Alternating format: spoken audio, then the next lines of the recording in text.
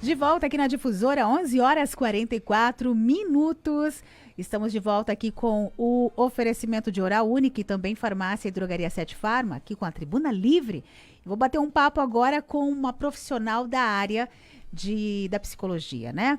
Olha, eu vou falar a palavra aqui, vou tentar falar essa palavra, porque realmente é uma palavra bem difícil e poucas pessoas conhecem sobre o significado dela, que é a amaxofobia. Você sabe o que é a amaxofobia? Pois é, esse é o nome clínico para quem tem medo irracional de dirigir. É isso mesmo. Você que está aí, ó, dirigindo, você que está nos acompanhando, sabe aquele medo de dirigir, que você já viu alguém com medo de dirigir, pegar no volante, começa a passar mal? Então, ela é definida por psicólogos como medo irracional de dirigir e é tratável como quaisquer outros tipos de fobia. E para falar com a gente, como eu disse hoje, a entrevistada especialmente para essa questão, enfim, a psicóloga, né, Larissa Galli. Ela é especialista em neurociência do comportamento. E ela vai falar sobre a insegurança e a trajetória para a confiança no trânsito, tá bom? Muito bom dia, Larissa. É um prazer falar com você aqui no nosso estúdio, né, na nossa live no Facebook, falar sobre a insegurança e trajetória na autoconfiança do trânsito. Isso é um tema especial para quem está nos acompanhando no carro, inclusive, né, Larissa? Bom dia. Bom dia, Lia. Muito obrigada pela oportunidade, porque realmente é um assunto assim de uma abrangência muito grande, muito importante. E com certeza, hoje em dia, nós temos muitas pessoas que passam por isso e desconhecem que é uma doença tratável, que tem cura e você pode superar o medo de dirigir aí.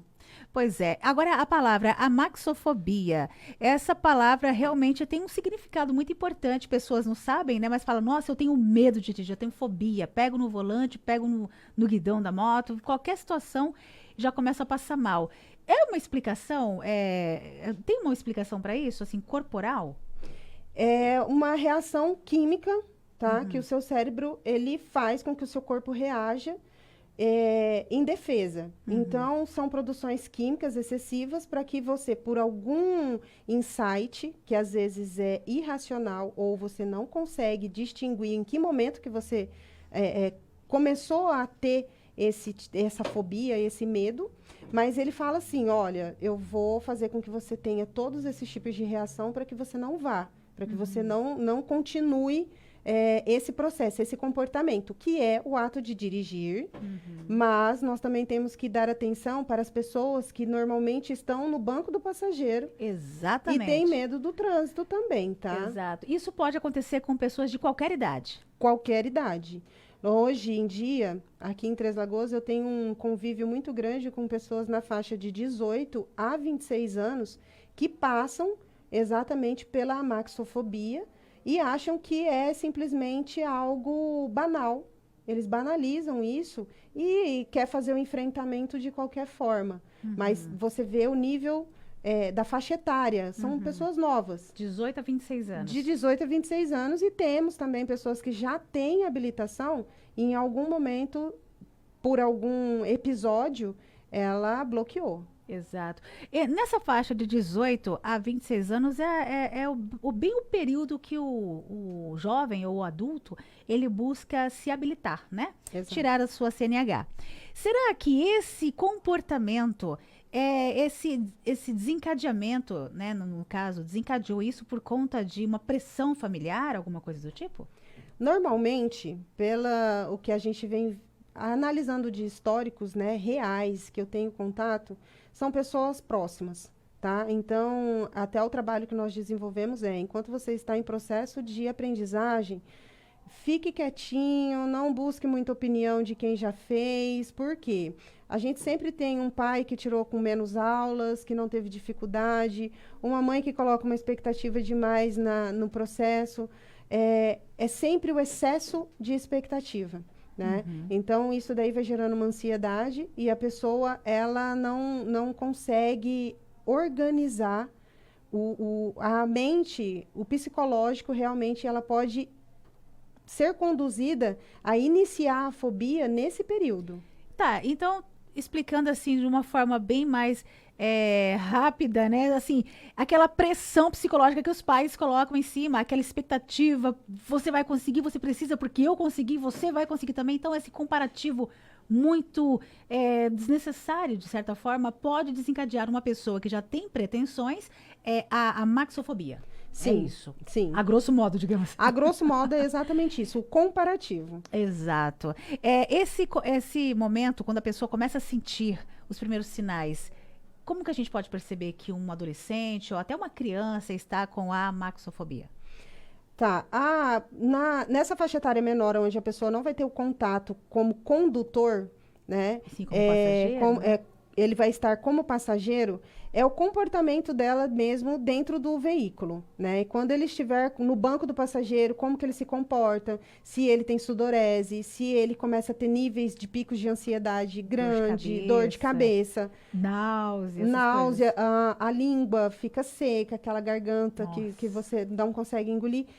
E às vezes a mãe ou o pai que está perto, ele acha que é só um estímulo que a criança está tendo ali por outra situação. E ela pode estar com medo de estar ali, naquele lugar, tá? Entendi. Quando ele já entra naquela fase de condução, ele não percebe até ser ele o condutor. Então, quando você pergunta, na maioria das vezes, para uma pessoa que passa por uma consulta e tem o medo, desenvolve ansiedade, você pergunta para ela o que te aflige. Primeiro é o medo de matar, né? Atropelar alguém e matar, e o outro eu estou passando por eu preciso tirar a habilitação. Quando você pergunta por que você precisa? Porque o meu pai tirou com 4 aulas. A minha mãe tirou muito rápido, nunca reprovou. Essa comparação realmente é um dos mais citados na hora do exame, né? Exatamente. Então, por exemplo, às vezes eu consigo trazer os pais ou essas pessoas que têm mais contato, né? Então, você tem esse acesso à família também. Você convida e... Eu convido para um bate-papo depois. Certo. Primeiro eu falo com o condutor, porque ele tem 18 anos, então Sim. Normalmente eu não preciso da autorização dos pais. Mas depois, quando eu diagnostico que é por conta de alguém que está fazendo uma pressão psicológica, um comparativo, que normalmente nessa idade a pessoa, o aluno que a gente fala, ele quer mostrar que consegue, né? Então a pressão é muito grande.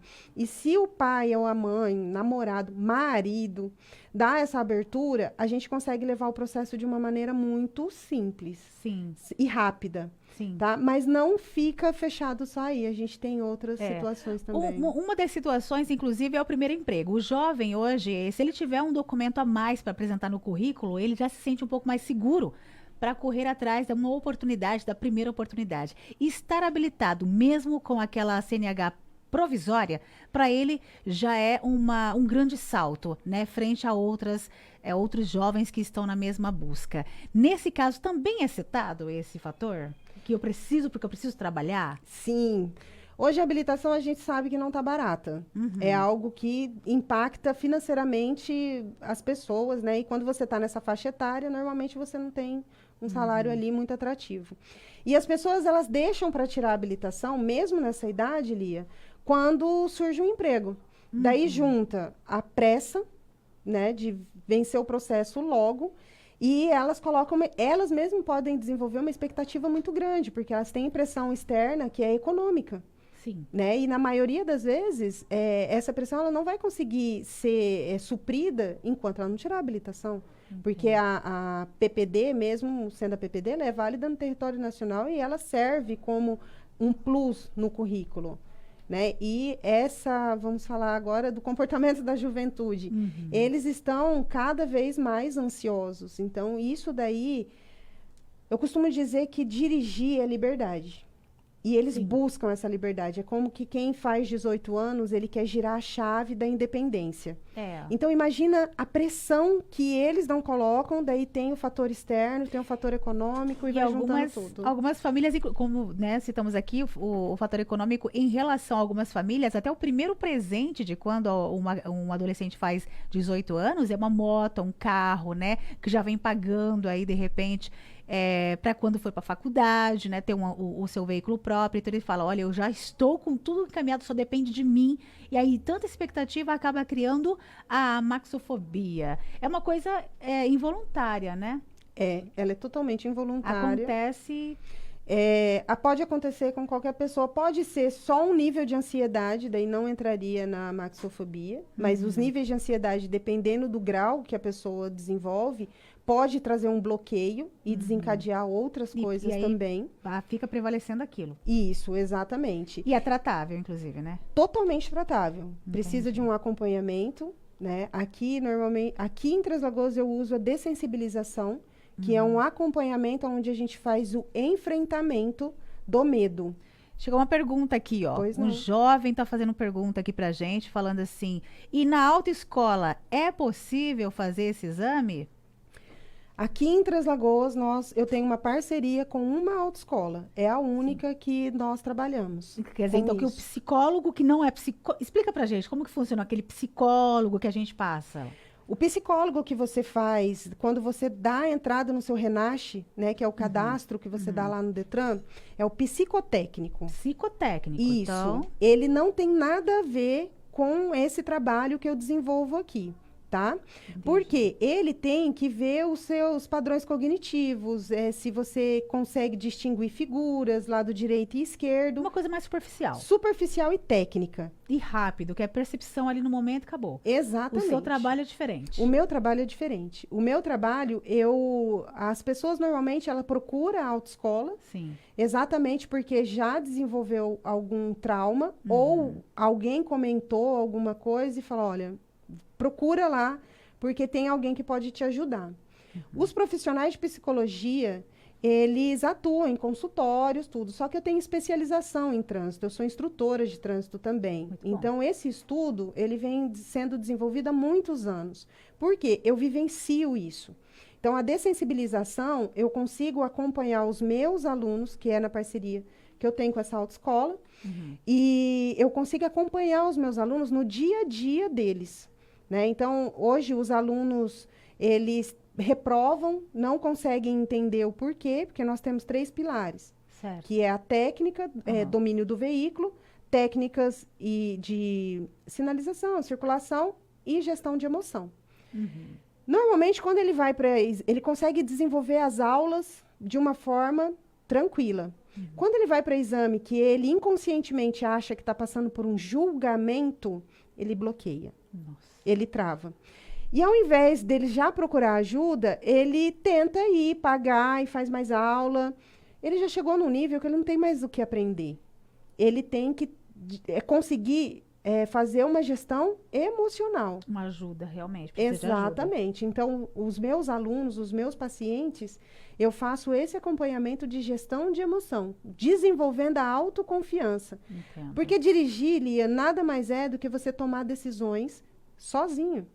O trânsito, ele não permite que você procure no Google, que você pergunte para quem está do lado, ou que você fale. É um alto desempenho. É um né? alto desempenho. Então, às vezes, a pessoa ela não consegue desenvolver a autoconfiança.